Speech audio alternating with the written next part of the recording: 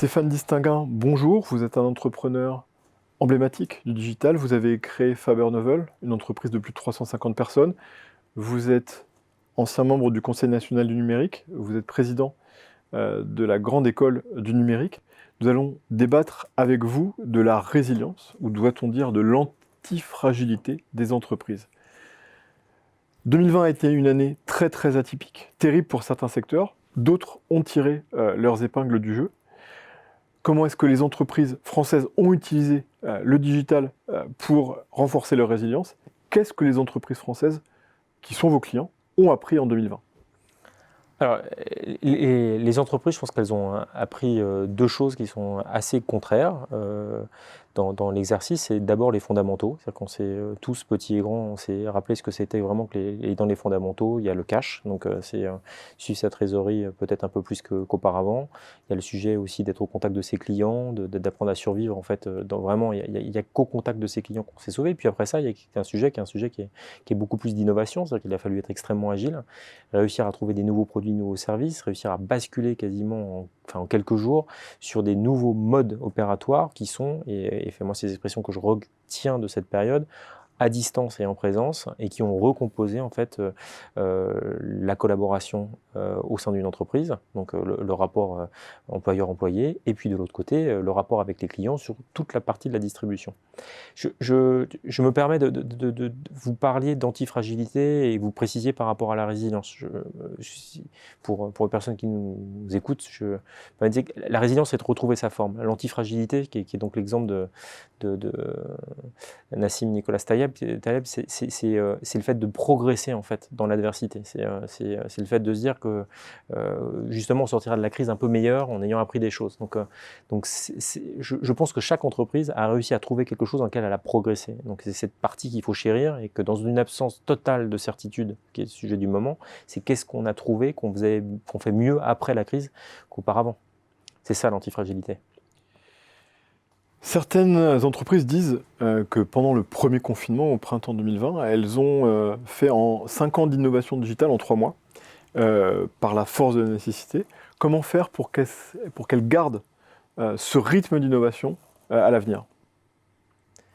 Euh, Je ne sais pas si, enfin, je suis en tant qu'entrepreneur, je suis un grand fan du sujet du rythme, hein, qui me semble extrêmement important dans tout exercice économique.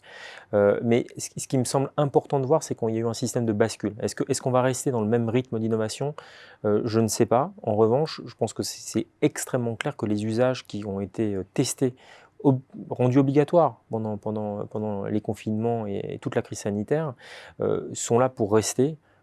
Aussi bien, j'insiste, dans les pratiques salariales que dans les pratiques qui sont les pratiques de commerce, d'achat. Donc,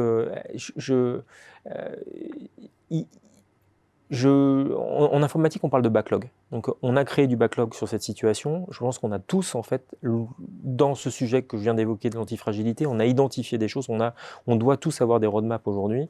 Et ce qui me semble très important, c'est de réussir à chacun faire des choses, là encore, assez différentes, mais hyper importantes, qui sont, un, réussir à bien identifier ce qu'on a fait de mieux et réussir à en faire un avantage compétitif durable. Donc c'est maintenir en fait son investissement sur ces sujets. Et puis de l'autre côté, réussir à anticiper les prochaines crises. Et là c'est plus quasiment de la résilience, et trouver un modèle qui soit durable et de s'adapter à une crise qui va sans doute durer. Et ça fait partie des mauvaises nouvelles que malheureusement je dois partager. C'est qu'on voit bien que la France et l'Europe ont décroché par rapport à d'autres zones économiques, et que donc on va se retrouver dans un contexte qui sera un contexte peut-être plus affaibli ici que ce qu'on avait avant, et quand on se comparera à l'Asie et aux États-Unis. Okay. Il y a eu, paradoxalement, peu de défaillances d'entreprises en 2020, moins qu'en 2019 en tout cas. Beaucoup en craignent pour 2021 et 2022. Est-ce que le digital est-ce que le digital peut permettre de diminuer la fragilité des entreprises et limiter l'impact de cette crise? Certainement, parce qu'on a vu que le digital nous avait permis de résister, de continuer à opérer dans des modes qui pouvaient être être dégradés, mais qui nous ont quand même permis de continuer voilà, à exister. Je ne suis pas tout à fait certain que le numérique soit cette espèce de vaccin miracle qui permettra à chacun d'éviter en fait la défaillance quand il faudra faire face à des remboursements, parce que jusqu'à maintenant, ce qui nous a permis de tenir beaucoup, c'est aussi de l'aide financière, de trésorerie fournie par l'État et par les banques. Donc, pour répondre à votre question, j'espère que le numérique permettra aussi d'accéder plus facilement à des capitaux propres et pas uniquement à du financement, ce qui me semble être la suite logique de l'action de l'État et des banques auprès des entreprises. Donc, pour tout à fait vous répondre, oui, il y aura des outils dans le numérique. On pourra accélérer, c'était aussi votre question de savoir comment est-ce qu'on peut continuer à maintenir le rythme. Il ne faudra certainement pas s'arrêter d'innover et continuer. En revanche, je pense que ça ne suffira pas si on veut maintenir un taux de défaillance bas et il me semble assez inéluctable qu'il soit plus élevé que ce qu'on a pu connaître en 2020. Stéphane Distinguin, merci. Merci.